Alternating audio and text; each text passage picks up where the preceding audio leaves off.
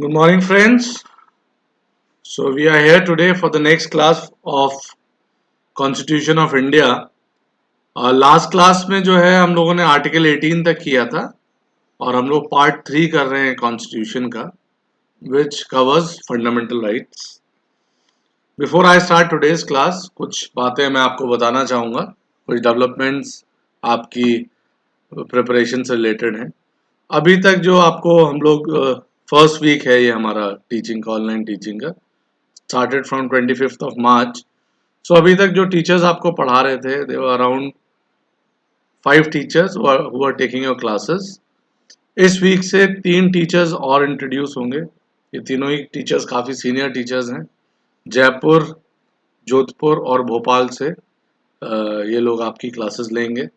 जो already 5 teachers ले रहे हैं इनकी भी क्लासेस होंगी, प्लस 3 और हो जाएंगे. तो अभी 8 की टीम हो जाएगी और धीरे धीरे हमारी ये टीचर्स की टीम बढ़ती जाएगी. ऑल ओवर इंडिया से जो टीचर्स हैं वो हमारे साथ जुड़ रहे हैं. जैसा मैं आप लोगों से बार बार रिक्वेस्ट कर रहा हूँ कि एलएमएस को बहुत प्रॉपर यूज़ करिए. एलएमएस में हम लोग बहुत सारा मटेरियल अपलोड कर चुके हैं.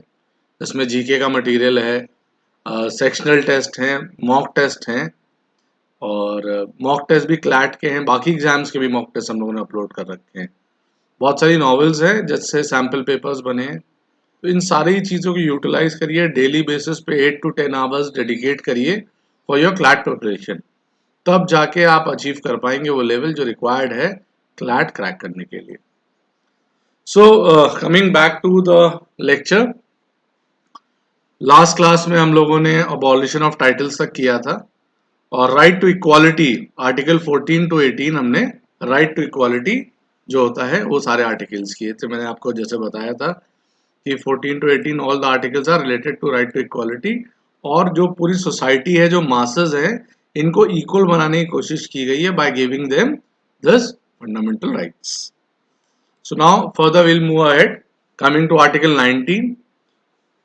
Article 19 is related to 6 core freedoms. What are these 6 core freedoms? ये हम पढ़ेंगे. सो आर्टिकल 19 जो राइट है वो फ्रीडम से रिलेटेड राइट है. So it reads, Article 19, all citizens shall have the right to freedom of speech and expression. जितने भी इंडियंस हैं वो उनके पास ये फ्रीडम है, वो जो चाहे बोल सकते हैं या एक्सप्रेस कर सकते हैं, जो उनके दिमाग में है एक्सप्रेशन एक्सप्रेस कर सकते हैं. एक्सप्रेस करने के कई तरीके होते हैं. You can make a picture, you can make a song, you can make a movie. So there are, other than speaking, you can express yourself, your thoughts in a different manner by different platforms. So you are free to speak and express yourself. B point says to assemble peaceably without arms. So you have this right to assemble at any place, but that should be peaceably and should be without arms. अभी India में CAA के against बहुत सारे protest हुए.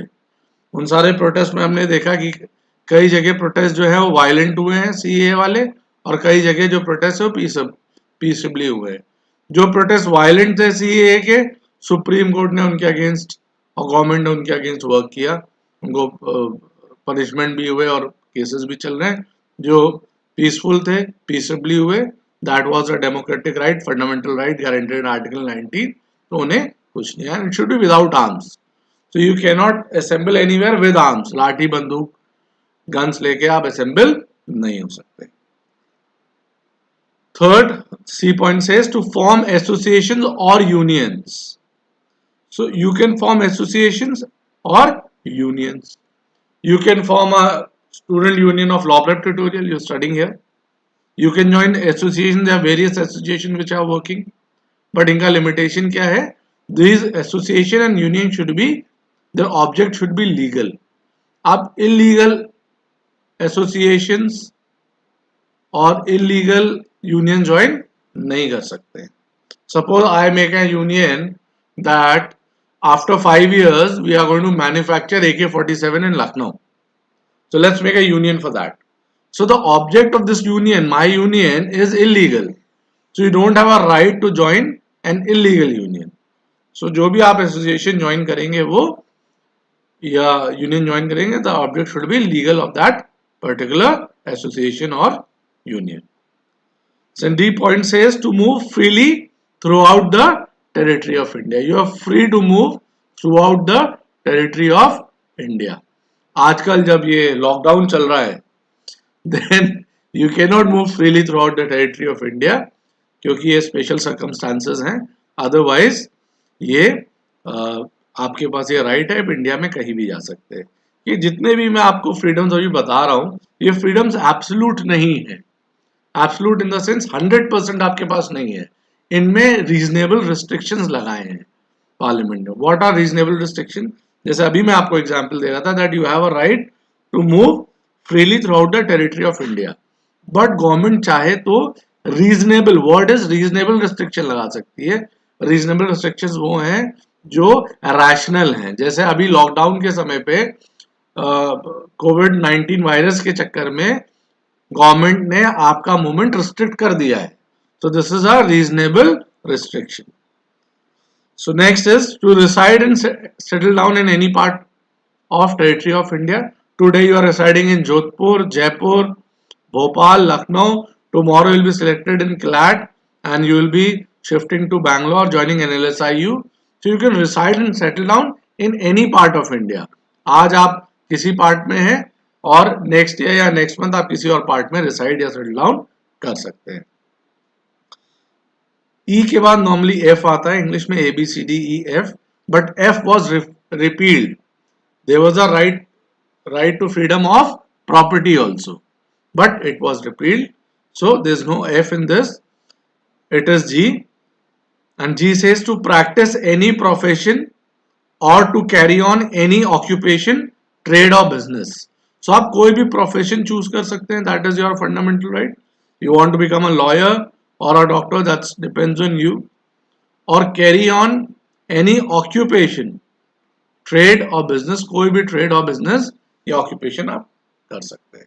Now these are 6 core freedoms which is guaranteed by Article 19 to the citizens of India. Again ये citizens of India की है. मैंने आपको शुरू में बताया था दो words आते हैं, one is person, other one is citizen.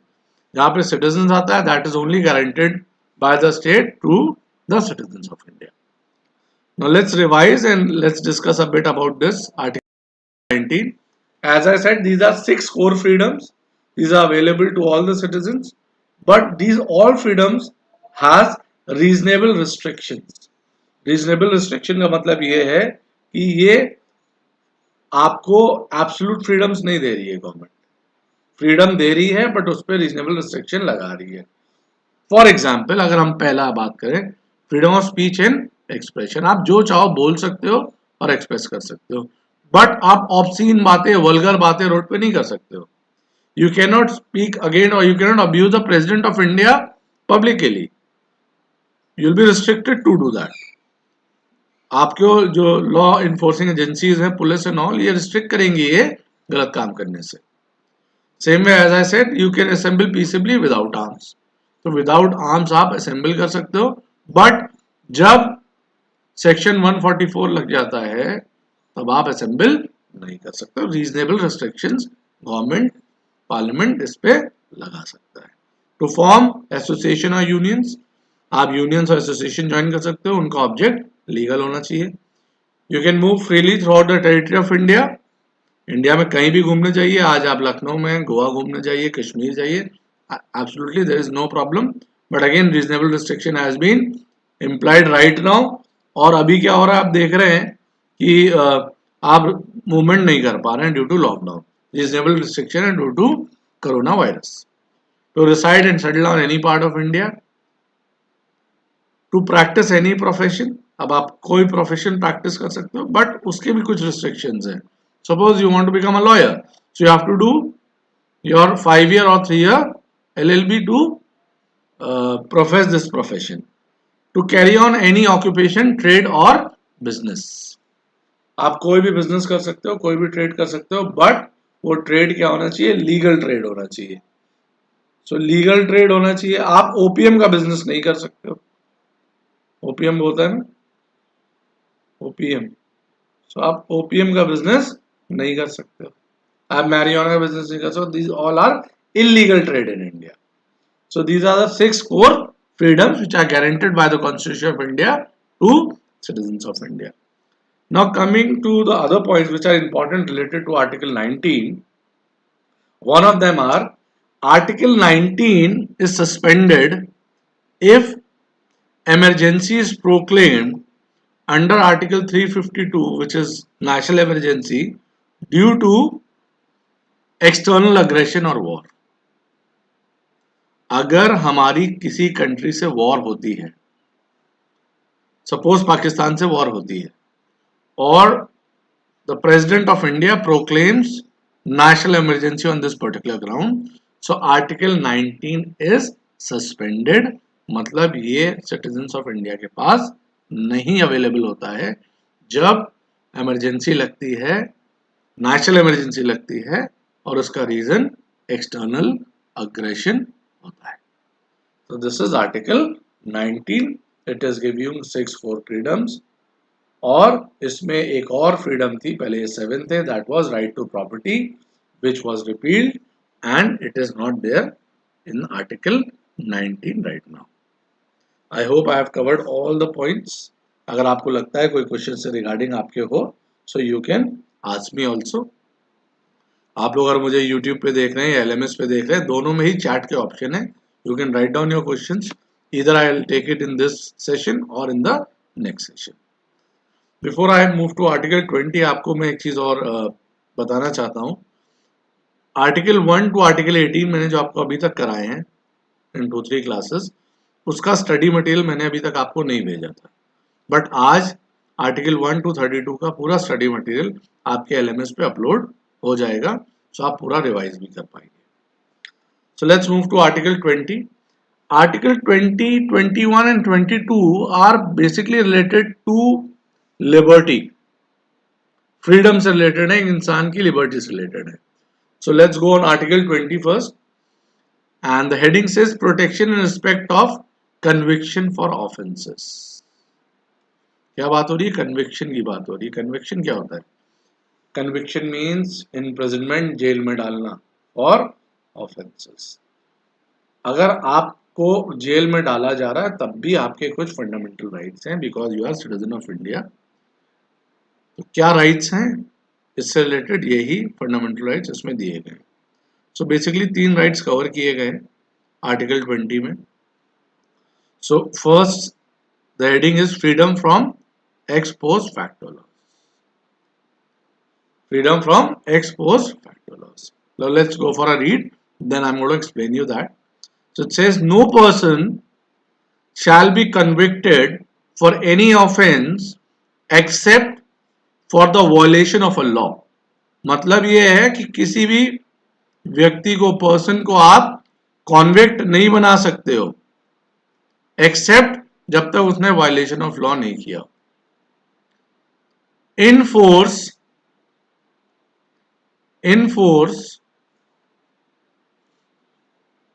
at the time of commission of that. आप वही लॉ तोड़ सकते हैं जो इन्फोर्स हो. I'm repeating, आप किसी की बंदे को कॉन्विक्ट नहीं बना सकते हो एक्सेप्ट जब तक उसने एक लॉ ना तोड़ा, वायलेशन ऑफ लॉ. और दूसरी बात, जो लॉ तोड़ा है वो उस टाइम पे इन्फोर्स था. मैं इसको भी एग्जाम्पल से बताऊंगा आपको और आगे. Of the act charge as offence nor be subjected to greater penalty than that which might be inflicted under the law at force at the time of commission of offence. ठीक है. सो अब क्या कह रहा है? ये कह रहा है कि आप किसी भी बंदे को जेल में नहीं डाल सकते हो. जेल में तब डालोगे जब वो 2 कंडीशंस फुलफिल करेगा. पहला कंडीशन है that he has violated a law and that law which he has violated was in force at that time of commission of his act. Means अब एग्जाम्पल समझिए. 2019 September there was a legislation, there was an act passed by our parliament which was regarding triple talaq, instant triple talaq, not triple talaq. So what they did, the government made instant triple talaq, they criminalized it. In 2019, में सितंबर में ये act पास हुआ। Now in 2017, in August 2017, Supreme Court gave a landmark judgment in which Supreme Court made instant triple talaq unconstitutional। ठीक, अब दोनों में difference समझिए। Supreme court का रूलिंग आया है और यहाँ पे जो पार्लियामेंट है, जो लॉ मेकिंग बॉडी है, वो 2019 सितंबर में बोलता है कि अगर कोई बंदा अपनी वाइफ को इंस्टेंट ट्रिपल तलाक देता है तो ही विल बी पेनलाइज्ड, उसको 3 साल का जेल होगा। ये लॉ कब पास हुआ है? 2019 सितंबर में। सो मेरा एक नोन 2016 अगस्त में अपनी वाइफ को इंस्टेंट ट्रिपल तलाक देता है। अब इस बंदे के ऊपर ये लॉ एप्लीकेबल नहीं है, क्योंकि इसने जो लॉ वायलेट किया है, इसने जो एक्ट किया है, उस टाइम पे ये वायलेशन ऑफ लॉ नहीं था। बट एक व्यक्ति 2020 जनवरी में अपनी वाइफ को इंस्टेंट ट्रिपल तलाक देता है। Now, he has violated a law which is enforced at that particular time. So जो एक्ट आप कर रहे हैं वो वायलेशन ऑफ लॉ तभी होता है जब वो लॉ उस टाइम पे इन्फोर्स होता है। This is known as ex post facto laws. आगे कह रहा है nor be are subjected to nor be subjected to penalty greater than which might have been inflicted under the law enforced at the time of commission of that offense। इसका मतलब ये है, अगर आपको सजा मिलेगी कोई लॉ तोड़ने के लिए, तो आपको उतना ही पेन इन्फ्लिक्ट किया जाएगा जितना पेन आपने दूसरों पर इन्फ्लिक्ट किया है, उससे ज्यादा इन्फ्लिक्ट नहीं करेंगे। For example, suppose I have been accused that I have stolen a mobile and judge gives me life imprisonment. This cannot happen. You can be subjected to that penalty or in proportion to the pain which you have inflicted. आपने जो pen inflict किया है उसके बराबर या उससे कम ही आपको सजा मिलेगी। This is a part of ex post facto laws. Coming back to the point, ex post facto laws से फ्रीडम है, मतलब आप वही लॉ तोड़ सकते हो जो लॉ उस टाइम पे इन्फोर्स है। एक और एग्जांपल लेते हैं इसको समझने के लिए। You might have heard this famous name of a lawyer known as Ram Jethmalani. Ram Jethmalani साहब हम लोग के प्रोफेसर भी थे सिम्बियोसिस में, और सर की डेथ हुई है सितंबर 2019 में ही। Now mister Ram Jethmalani had 2 legal wives. The name is suggesting he was a Hindu lad, and Hindu lad can have only 1 legal wife. But he had 2 legal wives. How? Due to this article, he had 2 legal wives. Article 20 subclause 1, freedom from ex post facto laws. Now, the Hindu Marriage Act, जो Hindu marriages को govern करता है, that was passed in 1955. And Ram Jethmalani साहब का जो दोनों शादी हुई वो 1955 से पहले हुई। So he has been protected from ex post facto laws. जब उन्होंने 2 शादियां की तो वो वायलेशन ऑफ लॉ नहीं था, अभी वो वायलेशन ऑफ लॉ हो गया है। सो अभी उनको सजा नहीं मिलेगी, क्योंकि जब उन्होंने दोनों शादियां की थी it was not violation of law. I hope it is clear now. Ex post facto laws, freedom from ex post facto laws. Now the second point is freedom from double jeopardy. It's a very famous movie also known as Double Jeopardy. Tommy Lee Jones, you might have seen this movie. A very interesting movie. Now what does Double Jeopardy says? It says no person shall be prosecuted and punished for the same offense more than once. I'm repeating, no person shall be prosecuted and punished for the same offense more than once. Prosecution का मतलब होता है suit चलना, proceedings होना court में। Court में proceeding होना is a prosecution, और कहीं प्रोसीडिंग होना प्रोसिक्यूशन नहीं है। पुलिस स्टेशन में प्रोसिक्यूशन नहीं मानेंगे, कोर्ट में मानेंगे प्रोसीडिंग। एंड पनिश्ड प्रोसिक्यूशन और पनिशमेंट एक ही ऑफेंस के लिए एक बार से ज्यादा नहीं हो सकते। Let's understand this by example. Suppose I steel a mobile, now I'm caught and I'm punished. I've been punished for 3 months of imprisonment for stealing a mobile. Now once I serve the punishment, I come out from the jail. I cannot be punished again for that very offense that I stole a mobile. जब तक मैं कोई नया offence commit नहीं करूंगा, same offence के लिए मुझे पनिश नहीं कर सकते। इसको भी एक और हम लोग एग्जाम्पल से समझते हैं। It's a very interesting example, मैं क्लास में भी देता हूं। There is a movie starring Amitabh Bachchan. So movie name is Andha Kanoon. You might have seen this movie. It is starring Amitabh Bachchan and Rajnikant is also there. Famous Rajnikant. तो उसका facts या story कुछ ऐसी है कि अमिताभ बच्चन को फॉल्स चार्जेस पे, allegation पे लाइफ इम्प्रिजनमेंट हो जाता है that he has killed one person. और जिस बंदे के नाम पे उसको, जिसके मर्डर पे उसको, मर्डर चार्जेस पे उसको उम्र कैद या लाइफ इम्प्रिजनमेंट होता है, वो असलियत में मरा नहीं होता, किसी और की बॉडी दिखा के झूठी गवाही से अमिताभ बच्चन को वो लाइफ इम्प्रिजनमेंट हो जाता है। So what Amitabh Bachchan do? He stays in the jail for around 20 years, and post he serves the punishment, he comes out, and he's, because उसे मालूम होता है उसने मर्डर नहीं किया है, he searches that person, ढूंढता है वो आदमी को जिसकी मर्डर चार्जेस पे उसको जेल हुआ होता है, और उस आदमी को ढूंढ लेता है। ढूंढने के बाद उसको मर्डर करता है, किल करता है, और उसकी बॉडी को लेके वो कोर्ट में आता है और जज से कहता है, now you can not punish me because I have been already punish for killing this person. अब आप मुझे पनिश नहीं कर सकते due to freedom from double jeopardy. अब बात समझ रहे हैं? No person shall be prosecuted and punish for the same offence more than once. So Amitabh Bachchan को उस आदमी की मर्डर की सजा पहले ही मिल चुकी है, और अमिताभ बच्चन ने अब एक्चुअली में उसका मर्डर किया है। अब कानून उसको सजा नहीं दे सकता है, दैट वो कॉल करता है। इसलिए मूवी का नाम अंधा कानून है। अगर आपने नहीं देखी तो आप देख भी सकते हैं, but that is a perfect example of freedom from double jeopardy. I hope it is clear the point. Third point which is covered under article 20 sub clause 3, that is freedom from self incrimination. Now what this says, it says no person accused of any offense shall be compelled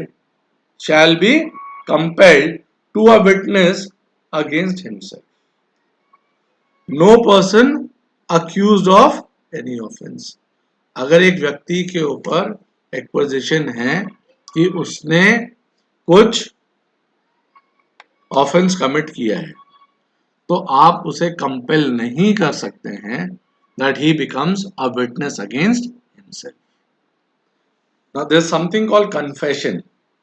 Confession is a person confesses, admits his crime himself without any pressure.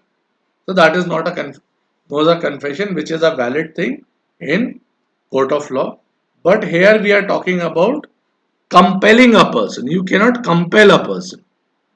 Compel का जो मतलब है, जबरदस्ती आप किसी को compel नहीं कर सकते हैं कि वो अपने अगेंस्ट विटनेस बन जाए। पुलिस क्या करती है? पुलिस पकड़ती है और थर्ड डिग्री देती है, पीटती है, मारती है अक्यूज को। तो अक्यूज क्या करता है? डर के पिटाई के डर से कहता है हाँ मैंने ही किया है। और जब कोर्ट में वो स्टेटमेंट जाता है तो कोर्ट कहता है नहीं, आपको प्रूफ करना पड़ेगा।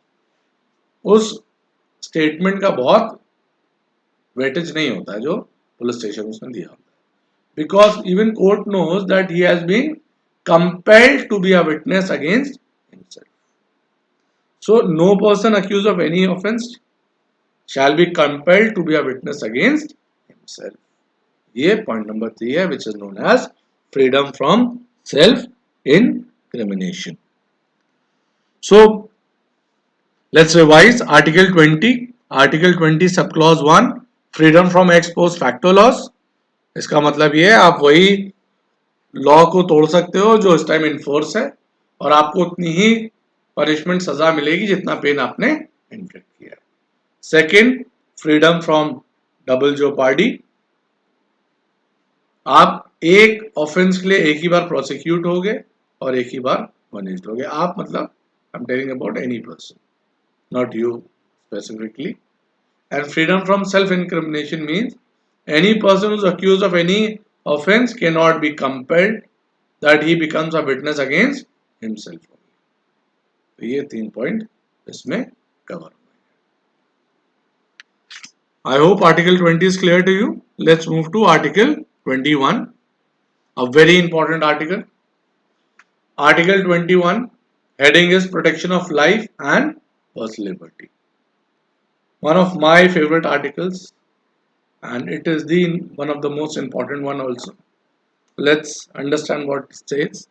It states, no person shall be deprived of his life or personal liberty, life and or personal liberty, except according to procedure established by law. That sounds very simple. No person shall be deprived. Deprived का मतलब क्या होता है? taken away, मरहूम, अलग कर देना। किसी भी व्यक्ति को आप अलग नहीं कर सकते उसकी जिंदगी से, लाइफ किसी की नहीं ले सकते आप। और personal liberty, personal liberty mean जो आपकी पर्सनल फ्रीडम है, जिंदगी से और पर्सनल फ्रीडम से आपको डिप्राइव नहीं किया जा सकता है, एक ही तरीके से किया जा सकता है, according to procedure established by law. So let's go one, जितना भी मैंने रेड किया, डिप्राइव मतलब किसी को अलग करना है। सो लाइफ, किसी को, नॉर्मली लाइफ का क्या मतलब है? लाइफ का मतलब है living. If you are breathing you are life, you have a life, है ना? कोरोना के इतने पेशेंट्स हैं, they are stats are coming, these many died and these many are living. So whoever is ventilated in coma on ventilator also he has life, he is living. So life means living, but Supreme Court in many different judgments has defined the word life. उन्होंने जो life define किया है, life with human dignity, human dignity के साथ जीवन को ही life कहेंगे। अगर किसी को अल्जाइमर है और वो भूल जाता है तो आप उसको बेड़ियों में बांध के, चेन में बांध के रख नहीं सकते। अगर किसी को आप क्लीन एनवायरनमेंट नहीं दे पा रहे हैं तब भी वो, आप उसको लाइफ से डिप्राइव कर रहे हैं। आप अगर किसी को शेल्टर, फूड नहीं दे पा रहे हैं तो आप लाइफ से डिप्राइव कर रहे हैं। तो ये सब सुप्रीम कोर्ट ने अपने वेरियस जजमेंट में बताया है। So life only does not means that you are living, it means shelter, human dignity, clean environment, this all included in life. So you can not deprive a person from his life और personal liberty. Personal liberty का मतलब है personal freedom. Any person who's attained age of 18 has a right to take his own decision, can go here and there, whatever he wants to do, which is legal, he can do. So किसी को life से और liberty से अलग नहीं कर सकते except according to procedure established by law. Life और लिबर्टी से एक ही तरीके से अलग कर सकते हो, that is procedure established by law. अगर आप किसी को जेल में डाल देता है कोर्ट बिकॉज उसने चोरी किया है या कोई लॉ तोड़ा है, तो उसकी पर्सनल लिबर्टी से उसको डिप्राइव किया जा रहा है। बट डिप्राइव क्यों करा जा रहा है? क्योंकि उसने लॉ को तोड़ा है और ये एक प्रोसीजर जो है कोर्ट ने फॉलो किया है उसकी लिबर्टी से उसको डिप्राइव करने के लिए। अगर किसी को कैपिटल पनिशमेंट दे देते हैं, सो कैपिटल पनिशमेंट अगर किसी को दे रहे हैं तो उसकी लाइफ से उसको हम डिप्राइव कर दे रहे हैं। सो कैपिटल पनिशमेंट भी प्रोसीजर एस्टैब्लिश बाय लॉ से ही दिया जाता है। So you cannot deprive a person from his life or personal liberty except procedure established by law. Life का मतलब मैंने आपको बता दिया है, सुप्रीम कोर्ट ने जो बताया है और वेरियस केस लॉज में इंटरप्रेट किया, पर्सनल लिबर्टी का भी. ठीक है. अच्छा, article 21 which was added state the state shall provide free and compulsory education to all children of age to 6 to 14 years in such as the state may by law determine. Now, right to education is also a fundamental right. This is given in Article 21A. It is stating that state, government, state का मतलब क्या होता है, मैंने आपको last lecture में बताया था, any government body. So the government is responsible to provide free and compulsory education to all the children who are aging between 6 to 14 years as manner the state may think fit and lawful. So this is Article 21. Let's revise once. No person shall be deprived of his life or personal liberty except according to procedure established by law. अब state जो है, government किसी की life से और उसकी personal liberty से उसको अलग नहीं कर सकती है, एक ही तरीके से अलग कर सकती है, that is procedure established by law. 21A is saying that right to education is a fundamental right and children between 6 to 14 years should get free and compulsory education which should be guaranteed by the state. Article 22 again. Article 20 जो था वो related था conviction से. Conviction का मतलब होता है that you are being in present, आपके ऊपर ऑफेंस प्रूव हो गया, अब आप जेल जा रहे हो. और यहां पे प्रोटेक्शन अगेंस्ट आर्टिकल 22 में कर रहे हैं, protection against arrest and detention in certain cases. So arrest की बात हो रही है, अभी पुलिस आपको अरेस्ट कर रही है, डिटेन करने जा रही है सर्टेन केसेस पे, यानी आप अक्यूज्ड हो. तो इसमें भी 3 पॉइंट्स हैं. Let's go read and then I am going to explain it to you. So article 22 sub clause 1, no person who is arrested shall be detained in the custody without being informed as soon as may be of the grounds for such arrest, nor shall he be denied the right to consult and to be defended by a legal practitioner of his choice. In point number 1, they are covering 2 points basically. They are telling the person, whoever gets arrested, he has the right to know the ground of his arrest. This is one point which they are making.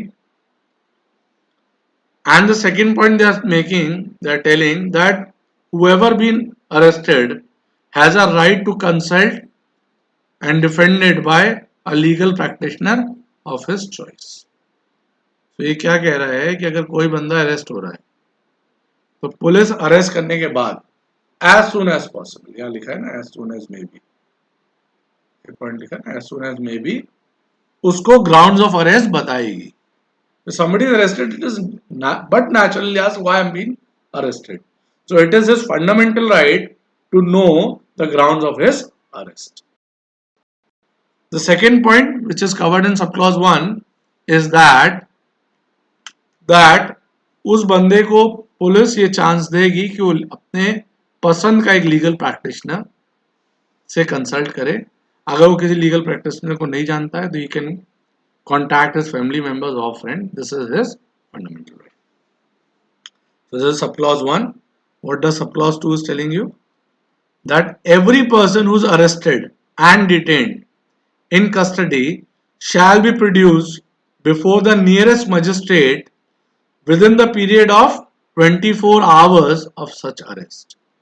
So क्या कह रहा है ये कि जो भी detained हुआ, arrest हुआ है बंदा, उसको प्रोड्यूस करना है किसके सामने? Nearest magistrate within 24 hours of such arrest, excluding the time necessary for the journey from the place of arrest to the court of the magistrate, time of journey. and no such person shall be detained in the custody beyond the set period without the authority of the magistrate. तो उसमें जो point cover कर रहे हैं, I'll just tell you in short, कि जो भी person arrest हो रहा है, this person is suppose to be produce to the nearest magistrate wherever is arrested. Suppose he is being accused in Lucknow and he is caught in Jodhpur by the police. Now Jodhpur police will take this person to the nearest magistrate in Jodhpur within 24 hours of the arrest. Suppose he has been arrested at night 12 o'clock. So in coming 24 hours, he is supposed to be produced to the nearest magistrate who will be in Jodhpur, excluding the time of journey from the place of arrest to the court of magistrate.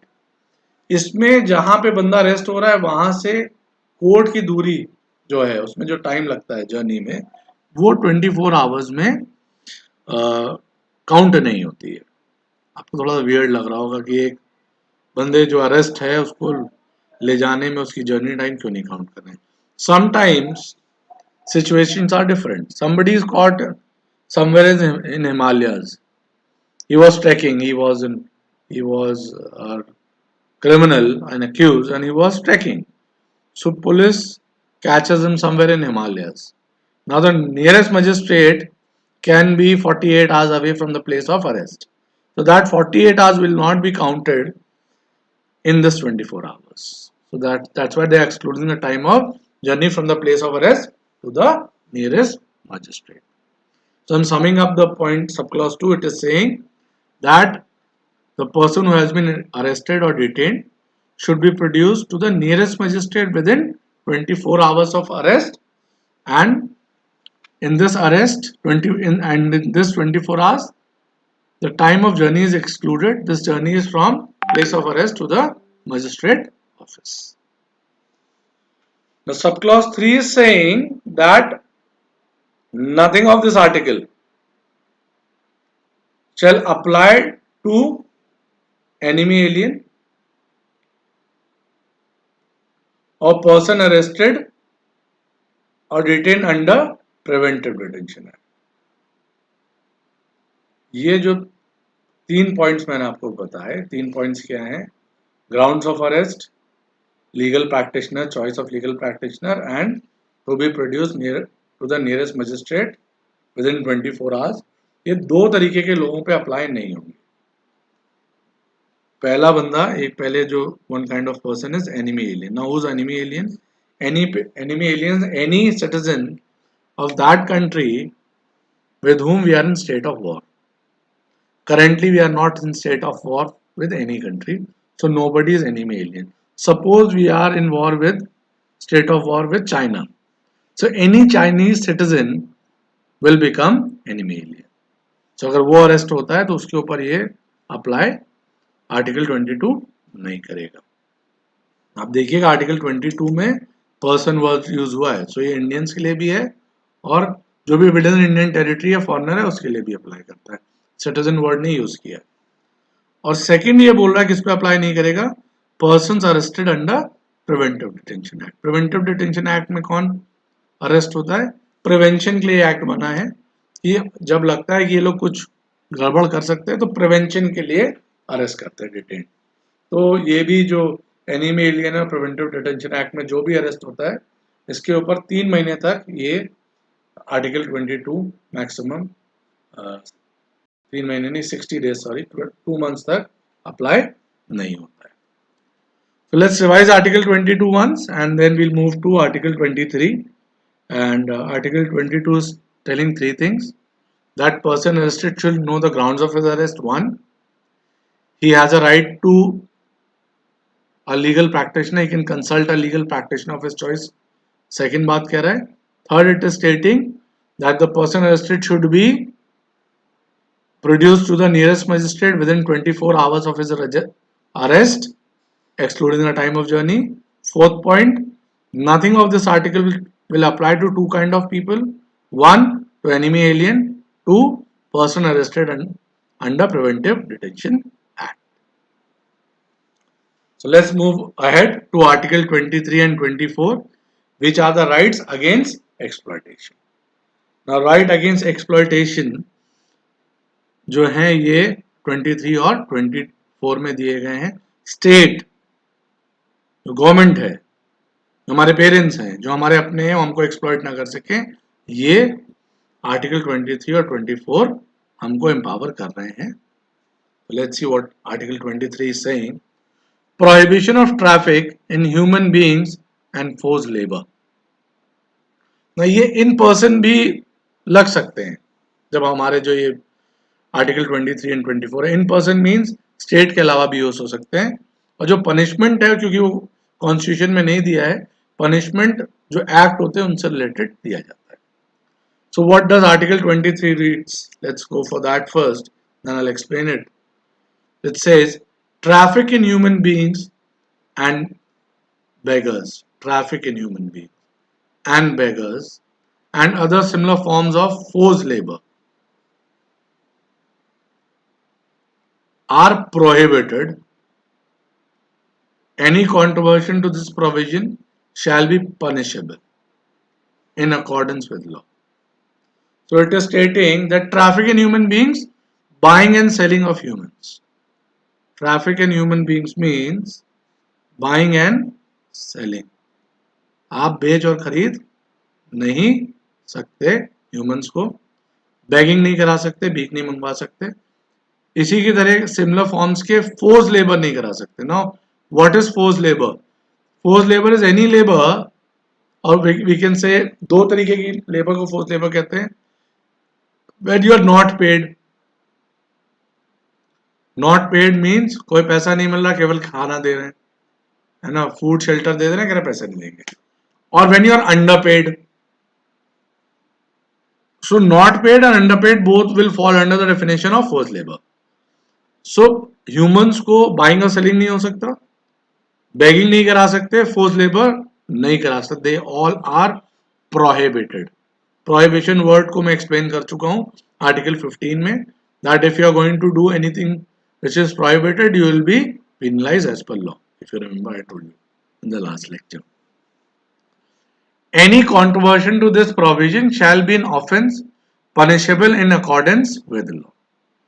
So आप human की buying selling नहीं कर सकते हो, begging नहीं करा सकते हो, फोर्स लेबर नहीं करा सकते हो, ये प्रोहिबिटेड है. अगर आप कराओगे तो it will be an offence with according to. ठीक है, तो आर्टिकल 24 है. सो आपके अपने आपकी गवर्नमेंट आपसे वो बेच नहीं सकती. अभी आपने कुछ गवर्नमेंट का लॉस कर दिया and you don't have property. And अभी यूपी में आप शायद आपने सुना हो दैट अभी जो राइट्स हुए थे सीए के नाम पे, उस पे गवर्नमेंट ने प्रॉपर्टी अटैच कर दी है जिन्होंने राइट्स किए थे. सो अब मान लीजिए किसी के पास प्रॉपर्टी है ही नहीं, so government can not sell that person, can not use that person as a force labour. ठीक है. So subclause 2 is saying that nothing in this article shall prevent the state from imposing compulsory service for public purposes, and in imposing such services the state shall not make any discrimination on the grounds only of religion, race, caste or class of any of them, nor shall. Okay. Article 24 का थोड़ा सा point यहाँ आ गया है, तो इसको ignore करेंगे, थोड़ा सा टाइपिंग एरर है. Now what does article 23 subclause 2 saying कि स्टेट इंपोज कर सकती है compulsory service for public services. मैं आपको एग्जांपल देता हूं. दिल्ली में एक बुलेट गैंग था. Now what they used to do, they used to drive very rash and they used to disturb the persons who were there on the road. They were naughty and mischievous people, and because of their naughtiness, their rash driving, public को problem होता. So police क्या करती थी, उनका चालान काटती थी as per traffic laws. They were rich people, they used to pay the challans, fines और भाग देते थे. So what after this happened 10 to 12 times, what court did, court gave them a punishment that they should go to Chandni Chowk Gurudwara and do public service. जूते होते साफ करिए, खाना ना खिलाइए. सो ये पनिशमेंट दिया। फॉरेन में भी ऐसा होता है, ओल्ड एज होम में भेज देते हैं, बोलते हैं आप ओल्ड एज की हेल्प करिए। सो स्टेट जो है कंपल्सरी सर्विस दे सकती है फॉर पब्लिक पर्पस। अभी कोरोना वायरस है फैला हुआ, गवर्नमेंट ऑर्डर्स कर सकती है कि सर्टेन लोग पब्लिक पर्पस के लिए आपकी सर्विस आपको देनी पड़ेगी। ये स्टेट के पास पावर है। इस पे आर्टिकल 23 सब क्लॉज 1 अप्लाई नहीं करेगा, क्योंकि उसमें फोर्स लेबर वर्ड आ रहा है, इसलिए इस बात को क्लियर किया गया। So let's revise article 23। It is saying you can not buy and sell humans, begging नहीं करा सकते हैं, फोर्स लेबर नहीं करा सकते हैं, it is prohibited. If somebody is going to do it, then he will be punished as per according to law. Nothing of this article will apply on the state which is imposing compulsory service for public purpose. So this is Article 23. Now coming to Article 24, the heading says prohibition of employment of children in factories, etc. So Article 24 is stating that no child below the age of 14 years shall be employed to work in any factory or mine or engaged in any other hazardous employment. 14 साल से नीचे के बच्चे को किसी factory, mine या hazardous employment में employ नहीं कर सकते। फैक्ट्री आप जानते हैं जहां मैन्युफैक्चरिंग होती है, माइंस माइनिंग होती है, coal mines, lime mines, and hazardous employments are those employment, or hazardous is that thing which affects a human health directly. For example, tanneries, for example, glass factories, glass units. So you cannot employ a child who's under the age of 14 in factories, mines, or in hazardous employment. If you are doing that, you will be penalized, you will be punished as per accordance to law. So Article 23 and 24 are the rights against exploitation. बच्चों का exploitation नहीं हो सकता है, गरीबों का exploitation नहीं हो सकता है, और जो exploit करेगा वो punish होगा, जो exploit होगा वो punish नहीं होगा. Say if a child under the age of 14, let's say is 12 years of age, he is working in a factory, and if he is caught, the employer will be penalized, not the child. I hope Article 23 and 24 both are clear to you. And let's move to Article 25 to 28, which are the right related to freedom of religion. A very important thing. अगर हम अभी तक थोड़ा सा पीछे नजर डालिए, that we did Article 14 to 18, they were the right to equality. So first, the framers of Constitution gave us the concept of equality, and they tried to make the society equal, the masses equal. 19, they gave you freedoms, right to freedom. 20, 21 and 22 were the rights related to liberty. जेल में ना डाल दें, अगर डाल रहे हैं तो क्या राइट्स हैं, प्रोसीजर से डालें, 21 में बोला, 22 में बोला अरेस्ट हो रहे हो तो क्या क्या राइट्स हैं. So again, there are rights related to liberty that nobody can take your liberty. 23 and 24, the government or the state or your near and dear ones cannot exploit you. And from 25 to 28, they are giving you right to your faith and religion. So it is a very beautiful and very thoughtful constitution which we have, and especially the fundamental rights इतना बढ़िया तरीके से दिए गए हैं और पूरी life के एस्पेक्ट को छूते हैं. एम्प्लॉयमेंट 16 में दे रखा है, 15 में आपको आर्टिकल 15 में आपको पब्लिक प्रॉपर्टी यूसेज से रिलेटेड दे रखा है. So they have touched all the points of human life in fundamental rights. So let's move ahead to Article 25 to 28, rights related to freedom of religion. Article 25 freedom of conscience. Now Article 25 subclause 1, subject to public order, morality and health, and to other provision of this part, all persons are equally entitled to freedom of conscience and right freely to profess, practice and propagate religion, subject to public order, morality and health. तीन चीजें बिगड़नी नहीं चाहिए. क्या नहीं बिगड़ना चाहिए? Public order नहीं बिगड़ना चाहिए.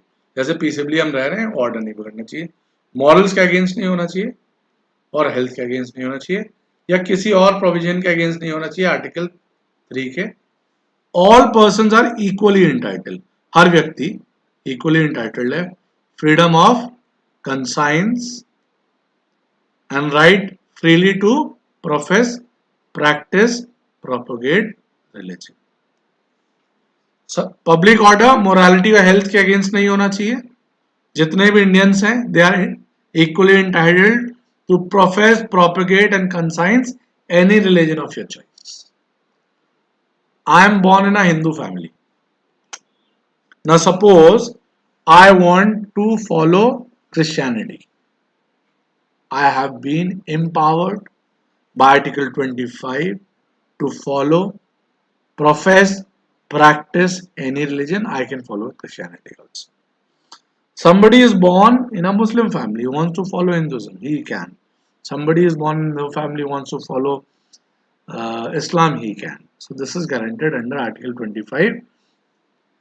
चार चीजें नहीं अफेक्ट करनी चाहिए. पहली है पब्लिक ऑर्डर, दूसरा है मोरालिटी, हेल्थ और provision given in this part. Article part 3 में फंडामेंटल राइट्स है, उनको वायलेट नहीं करना चाहिए. अगर ये डिस्टर्ब नहीं हो रहे हैं, any person can follow any religion, can profess, practice and propagate any religion. This is Article 25.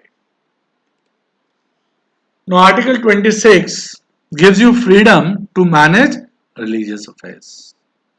आप किसी भी रिलीजन को फॉलो करते हैं, आपके जो रिलीजियस अफेयर्स हैं वो आप खुद मैनेज कर सकते हैं.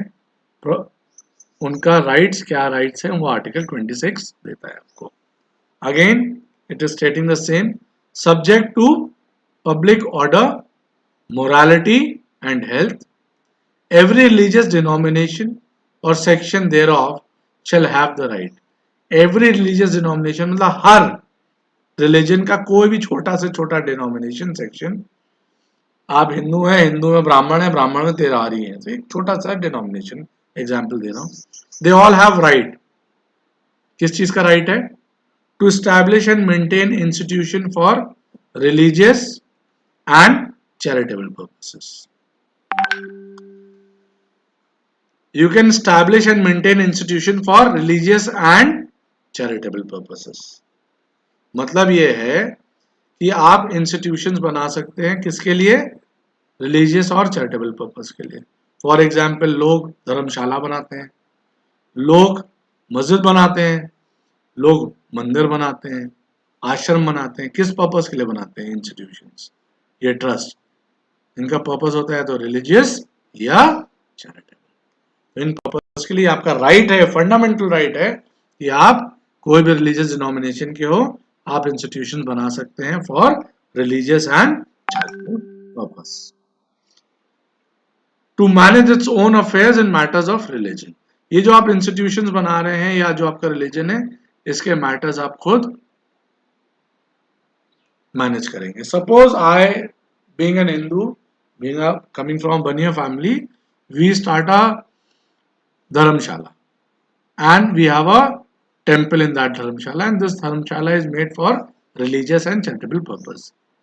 Now the person who was serving as pujari of the mandir, he dies. अब क्या होता है, कौन नया पुजारी बनेगा, ये कौन डिसाइड करेगा? ये हम ही लोग डिसाइड करेंगे, अपने अफेयर्स को खुद मैनेज करेंगे, गवर्नमेंट इसमें इंटरफेयर नहीं करेगी. So that is the second point. Third point, C point says, to own and acquire movable and immovable property on the name of the institution. So you can buy a car on the name of the ashram, or as I gave you the example, we have started a dharamshala for pilgrimage, so we can buy a car for the purpose of the institution, and we can buy immovable property like land to start more dharamshalas or to start ashrams. We have this right to buy movable and immovable property on the name of the institution. These property will be administered as per accordance of law. क्या taxes हैं, क्या laws हैं, उनको हमें follow करना पड़ेगा इन properties को administer करने के लिए. So let's revise Article 26. It is giving you a complete freedom that you can manage your own religious affairs. It is saying that subject to public order, morality and health. Again, public order disturb नहीं होना चाहिए, morality के against नहीं होना चाहिए, health के against नहीं होना चाहिए. Every religious denomination or section thereof shall have the right to establish and maintain institutions of religious and charitable purpose. आप institution बना सकते हैं, उन्हें maintain कर सकते हैं. institution का purpose क्या है? Religious and charitable. You can manage own affairs of the institutions. You can acquire movable and immovable property on the name of the institution, charitable or religious institutions, and you have to manage the property in accordance to law. So this is all is given in Article 26. Article 27, freedom as to payment of taxes of any particular religion. So freedom as to payment of taxes for promotion of any particular religion. Let's go for a read. No person shall be compelled to pay any taxes or the proceeds of which are specially appropriated in the payment of expenses for the promotion or maintenance of any particular religion or religious denomination. Now what Article 27 is saying, that no person in India will be compelled to pay any tax for promoting or following any religion. Suppose you are a Muslim or you are a Hindu. Let's say you are a Muslim. So how much money you pay to any Muslim body or any charitable or religious Muslim body to follow Islam? Your answer will be no money you pay. Same if for being a Hindu, you don't have to pay any tax, any amount to follow Hinduism or to stay Hindu, or you're not compelled to pay any temple any amount. So being an Indian, if you're following any religion in India, you're not supposed to pay any tax for promotion of any religion or any religious denomination. You don't have to pay a single penny for following or promoting any religion. You cannot be compelled to do that. See, sometimes what happens, we get confused. Before Holi, some people come to your house and say Holi ka chanda. Sometimes people come with green chadar and they say that we are going to Ajmer Sharif. So give us chanda, give us money. So that is not a tax. That is your discretion to give that money to them or not. So it is not a tax which you are paying to follow any or promoting any religion. That is your discretion, that whether you want to pay or you don't want to pay. So in India, you are not supposed to pay a single penny for following or for promoting any religion. That what is given in Article 27, what it is telling us. Now moving to Article 28. Let's go for a read. No religious instruction shall be provided in any educational institution wholly or partly maintained out of state funds.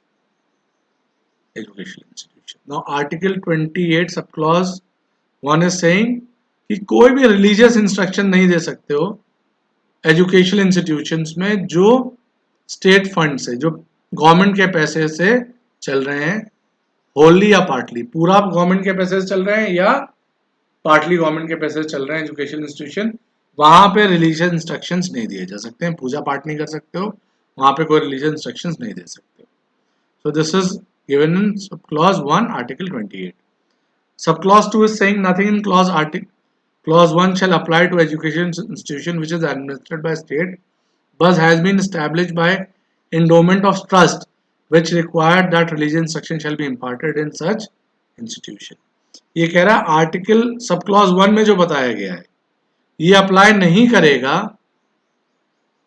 उन institution पे जो trust से बने हैं और government उन्हें help कर रही है, और ये ट्रस्ट, ये चैरिटेबल ट्रस्ट किसी रिलीजियस एंडोमेंट के लिए ही बने हैं. फॉर एग्जाम्पल, अगर कोई माइनॉरिटी इंस्टीट्यूशन है, कोई मदरसा है जो जिसको गवर्नमेंट फंड करती है, वहां पे आर्टिकल 28 सब क्लॉज 1 अप्लाई नहीं होगा, यानी वहां पे रिलीजियस इंस्ट्रक्शन दिए जा सकते हैं क्योंकि वो बॉडी, वो ट्रस्ट इसीलिए बनी है कि वो दीनी तालीम दे सके और गवर्नमेंट उसको सपोर्ट कर रही है. सेम वे हिंदू बॉडीज भी हो सकती है, क्रिश्चियन बॉडीज भी हो सकती हैं, जैन बॉडीज भी हो सकती हैं. सो अगर किसी ट्रस्ट को, रिलीजियस ट्रस्ट को गवर्नमेंट सपोर्ट कर रही है फाइनेंशियली, उस पर अप्लाई नहीं होगा. सब clause 3 is saying that no person attending in any educational institution recognized by state receiving aid out of state funds shall be required to take part in any religious instruction that may be imparted in such institution or to attend any worship that may be conducted in such institution or any premise attached thereto unless such person or in any, if such person is a minor, his guardian has.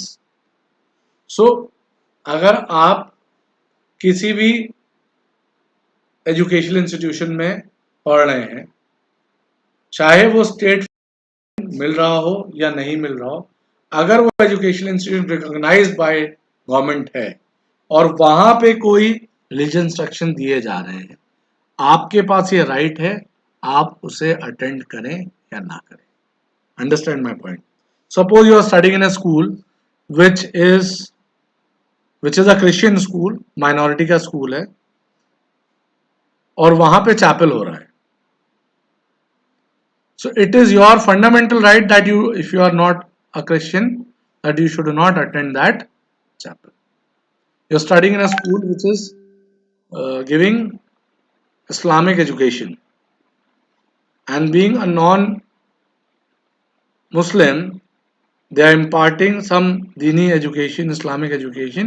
You have this right not to attend those classes.